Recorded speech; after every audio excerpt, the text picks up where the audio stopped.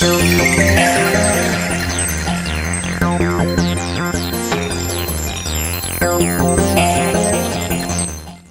is up, Square Nation? Welcome back to No Counters, No Combos, and happy release day. Today is the official release of Set 12, Vicious Rejuvenation. If you haven't picked up your product yet, please feel free to visit Computer and Gaming Universe, whether in person or online.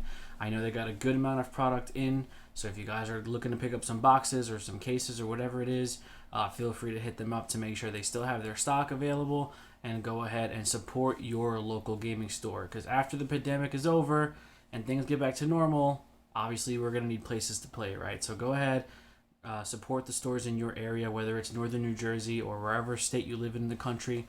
Do so in a safe manner, but I would prioritize getting your product from them. So we're going to be talking a little bit of tech today. Set 12 is here finally, and the meta is going to start to shift probably after the upcoming PPG event this weekend. I don't really think anything is set in stone just yet. I know there's been a lot of discussion on what's going to be good, what's not going to be good, what's going to see the most amount of play.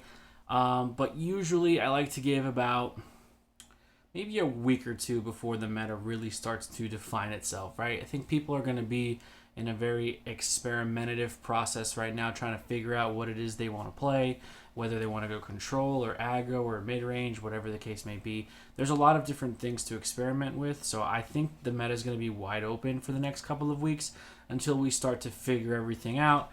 And then usually by, I would say, maybe first week or mid-February, we'll have our, top three or whatever it is as far as the meta is concerned. Now, side note, I do think there's a lot of variation and a lot of variety in the meta.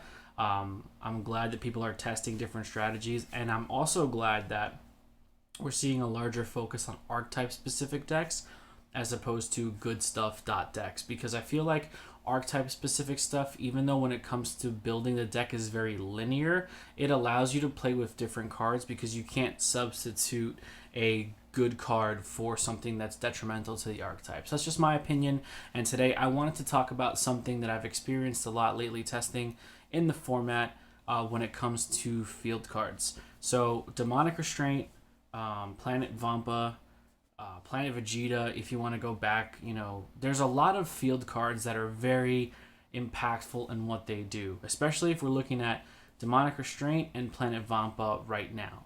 Red Broly and the original Green Broly from Set 1, they rely a lot on their field spells. Red Broly allows it to search, and then Green Broly just allows it to kind of keep filtering and bring out their boss monsters for a lot less energy. And the combination with Paragus to Sacrifice just allows you to draw free pluses and get advantage over your opponent. So the card I want to talk to you about today is Deborah, the Dark Gambit. So this card actually came out in Vermilion Bloodline, which is set 11, right? It's nothing special. It's a 1-drop green 5k battle card. It literally does nothing. The only reason we're talking about it today is because of its activate main. So activate main for 1 green, for all my green players that are going to be playing Turles or Gotenks in set 12. Shout out to you guys. If your leader is green and you discard this card from your hand, you can choose 1 card in your opponent's battle area with an energy cost of 1 and a field skill and place it in its owner's drop. So basically this is your field spell or field card killer, right? Planet Vampa and Demonic Restraint are both 1 cost. Demonic Restraint will not trigger because it's not being removed from the battle area by your skill. It's being removed by your opponent's skill. So if they're popping it with Deborah, it's not going to come right back. Now, I know there's a lot of conversation about, it's just a 1-drop card, they'll just play it again. Yeah, that's also true, but it's an energy that they have to use on replaying a card that they've already had on board. So virtually it is still setting themselves back, not maybe a turn, but they could have used that energy for something else. If you're lucky enough to kill it early, kill it turn 1 or turn 2, and they don't have that second copy, they're going to now play the entire game fishing for that field spell because it's going to help them get you over the top. I don't think so much in Red Broly. I feel like Red Broly can kind of adapt and play around the loss of Vampa, but OG Broly for sure definitely needs Demonic Restraint, because what makes that deck good is the combination of Demonic Restraint with Paragus to Sacrifice and just getting advantage over your opponent, because you're going to be losing a card every turn, and your opponent's going to circumvent that by drawing off of Paragus' Sacrifice. So that's where it's going to get its virtual and physical advantage, you know, as far as, you know, cards in hand, right? So I think OG Broly's going to have a tougher time not being able to play without Demonic Restraint. And there's a lot of other, you know, just one-drop field spells. You know, you have Planet M2, which I think is a really good card, like we said about Planet Vegeta earlier. Blutzwave for SS4 Vegeta. I mean, I don't really like that card, but if there's a SS4 Vegeta player in the room that has Blutzwave, you're going to slow him down from Awakening if you're able to pop it early. You just got to be careful with stuff like that can't be removed. Like, it's not really applicable, but Tree of Might, even though it's a 3-drop field spell, it does have a permanent that it can't be removed from the air from the area, right? So you just got to be careful with stuff like that. Like if there's anything like built-in, you know, permanent skills that will prevent that card from being removed from the area. But aside from that, I really do think that Deborah should see play in best of ones.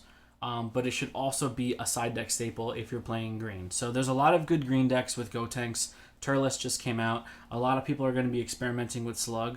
And there's older stuff that people might experiment with, whether it's Clash Coup or, you know, Dredge Coup or whatever coup you want to use that's green. I know some people, you know, really do like their historical green leaders. Even OG Broly. OG Broly is a green leader. If you want to combat against your opponent's field spell, you have a tech option for it. So I think this card's going to probably see a lot more play.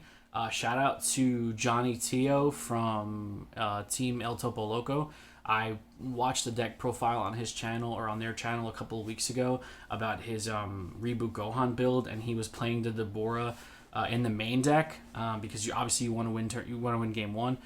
He was playing the Deborah, and it just came to me like, why is this card not being used more often? And then obviously Demonic Restraint came out, and it was just like, okay, there's just more applications for this card now. You know, worst case scenario, if you draw it and you don't need it, you can always charge it. It's a free 5k combo. Other than that, it's really never going to hit the board. It's a 1-drop that does nothing. It just has an activate main in the hand that allows you to just, you know, pop a field spell. So there hasn't really been a lot of field spell interaction as far as removal in the game. You could probably go back to Clash of Fates. There's a 2 or 3-drop Vegeta that I think gets rid of field spells, and there's a Piccolo that gets rid of field spells. But other than that, there's really not too much that I can think of off the top of my head. So if you're having trouble with field cards, you know, and you're playing green, of course, definitely consider running Deborah, especially in the side. If you're you know, like 2 or 3 cards short of completing your side deck, this is not a bad option just to be, you know, ready for almost every situation. So thank you guys so much for the support and continuing watching the videos, liking, commenting. We've really had a lot of interaction lately with people in the comment section, and I definitely want to keep that going. I really like talking to you guys, hearing your ideas, being able to help when or where I can. So I really do appreciate you guys reaching out. Shout out to the Facebook group. You guys are awesome. Obviously, I share all my stuff in there, and there's a lot of conversation in the group chats and stuff like that. But I just really appreciate the support. I really appreciate the transparency with everybody in the community, and hopefully 2021 is a much better year than 2020, and everybody stays safe and healthy in these hard times, you know, dealing with the global pandemic. So if you're attending the PPG events this weekend via webcam, good luck to you guys. I hope you guys have figured everything out as far as strategies are concerned. But that's it. We're going to get on out of here. Don't forget to like, comment, subscribe, hit the notification bell so you can stay up to date with everything. No counters, no combos, and we will see you guys in the next video. Be there or be squared.